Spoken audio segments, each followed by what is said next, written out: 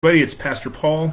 We haven't been online for a while, so I thought I'd do a quick post today. I was studying uh, prayer in a seminary this week, and I thought I'd post something. This will probably become a sermon later, but there's no need to save good stuff that you guys could maybe use. So, we're talking about making space for prayer, and I want to give us just three quick tips on making space. So the first area of space is time. We need to have a space of time for prayer. The Psalms, one of the Psalms says, my voice you will hear in the morning. And we know Daniel prayed at regular times of the day. That still happens in many places today where people pray morning, noon, and evening.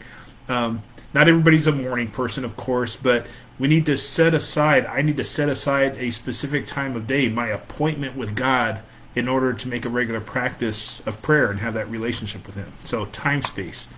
The second thing we need is physical space. We need a place to pray. While I can certainly pray anywhere, to have a designated place to meet with God enhances my practice. It draws me to that space. Jesus said, go to your roof and pray. That was a private place in his time on the roof. Jesus would go to the lonely places, and Daniel prayed at his window.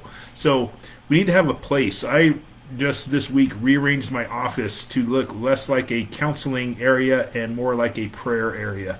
And so it's an inviting space for prayer. And I'm at my office usually 6 days a week, so I can regularly, visit that prayer space. So time space, physical space, and lastly, I need mental space. I need to be able to clear my head and focus on the act of prayer. And Jesus went away from people when he went to pray. There was lots of demands on his life, but when he needed prayer, he went away. Sometimes frequently he was even away from his disciples. He would send them in the boat, and he would go and pray.